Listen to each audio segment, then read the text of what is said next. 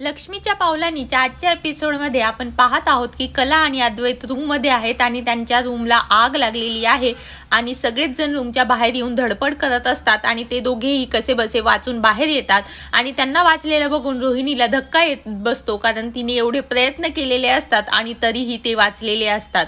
तिला त्यांना काहीतरी इजा होईल असं करायचं असतं.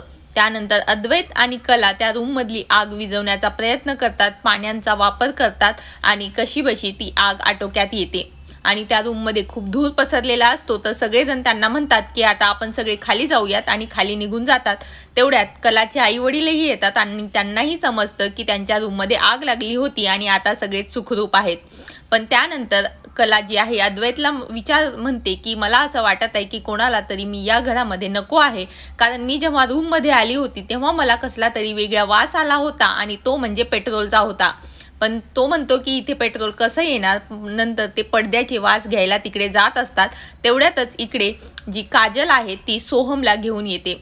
इकडे ती पेट्रोलचा वास कुठे आहे का शोधत असते आणि नंतर ते म्हणतात की पडद्यांना आग लागली होती, तर ते जाऊन पडद्यांना चेक करायला जात असते आणि ती त्या पडद्यांचा वास घेऊन चेक करणार. तेवढ्यातच खाली जे आहे काजल आणि सोहमनी दारू पिलेली असते आणि त्याला काजल घेऊन आलेली असते आणि घरातले सगळेच ते बघून शॉक होतात आणि जोरात सोहम म्हणून ओरडतात आणि त्यावर अद्वैत आणि कलाही खाली निघून येतात.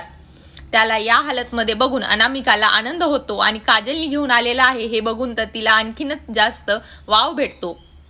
सगळेजण काजलला विचारत असतात की हा तुझ्यासोबत कसा काय आला, काय झालं होतं. त्यावरती अनामिका मोठं वादळ निर्माण करते आणि म्हणते की काय चालू आहे म्हणजे काय, तुम्हाला कळत नाहीये का, ही माझ्या संसारामध्ये ढवळाढवळ करत आहे. माझं जे आहे सोहमवरती प्रेम आहे आणि तुझं प्रेम होतं तर तू अगोदर का नाही केलं आणि आत्ता का त्याला माझ्यापासून दूर करत आहेस. ती पूर्ण ड्रामा क्रिएट करते. तिला जे हवं असतं तेच झालेलं असतं. एक तर त्याने दारूही पिलेली असते आणि त्यातनं काजल त्याला घेऊन आलेली असते, त्यामुळे तिला ती संधी भेटते हा सगळा मोठा ड्रामा क्रिएट करण्यासाठी आणि ती सगळ्यांसमोर हात जोडून गयावया करते की तुम्हाला जशी तुमच्या मुली सुखाने राहावी अशी वाटतात, तसंच मीही एक मुलगी आहे आणि तुम्ही असं कसं करू शकता. यावर काजलची आई जी आहे ती काजलच्या जवळ जाऊन तिला कानाखाली देते आणि म्हणते की तुला लाज कशी वाटली नाही हे सगळं करण्यासाठी. पण कोणीच काजलचं बोलणं ऐकून घेत नसतं की हे नेमकं झालेलं काय आहे आणि ती इथे का आलेली आहे. या सगळ्यांचे आरोप ऐकून तिला समजत नाही की काय बोलावं आणि काय नाही. तेवढ्यातच नैना येऊन तिला जाब विचारायला लागते आणि तिला भरपूर काही बोलायला लागते आणि म्हणते की आता तरी यांचा पाठलाग सोड आणि त्याचं लग्न झालेलं आहे आणि तुला समजत नाही का की कसं वागत आहेस तू, एखाद्याचा संसार उद्ध्वस्त करायला तुला कळत नाही का, असे म्हणून भलते सलते आरोप ती काजलवरती करायला लागते. ती स्वतः तिची बहीण असूनही तिलाही एक कारण भेटलेलं असतं की घरामध्ये जे आहे ड्रामा क्रिएट करण्यासाठी. पण जी कला आहे ती तिची बाजू घेत म्हणते की तू हे काय बोलत आहेस, तुला कळत आहे का, ती आपली बहीण आहे आणि आपण तिला ओळखतो की ती कशी आहे आणि माझा तिच्यावरती पूर्ण विश्वास आहे आणि तिला काहीही न विचारता आपण स्वतःच तर्कवितर्क नाही लावले पाहिजेत आणि खरं काय झालेलं आहे ते तिला विचारायला हवं. पण नैना जी आहे ती ऐकून न घेता म्हणते तू हमेशा तिचीच बाजू घेते, ती खरी असो खोटी असो तुला काहीही फरक पडत नाही. पण कला तिला ठणकावून सांगते की मला काय बरोबर आणि काय चुकीचं आहे हे बरोबर कळतं आणि सोहम दारू पिऊन आलेला आहे आणि ती याला सोडायला आलेली असू शकते आणि आपण न माहिती करता हे सगळं बोलायला नाही पाहिजे. परंतु हे कोणीच ऐकून घ्यायला तयार नसतं आणि अद्वैत म्हणतो की तुम्ही दोघी भांडण करण्यापेक्षा काय झालेलं आहे हे आपण तिला विचारूयात.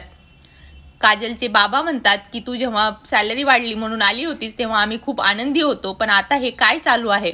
हे सगळे आरोप प्रत्यारोप ऐकून तिला काय बोलावं काही कळत नाही आणि ती तिथून काहीही न उत्तर देता निघून जाते आणि याचाच जे आहे ती रोहिणीला फायदा भेटतो आणि ती जोरजोरात म्हणायला लागते की या तिघी बहिणींनी आपलं घर उद्ध्वस्त केलेलं आहे.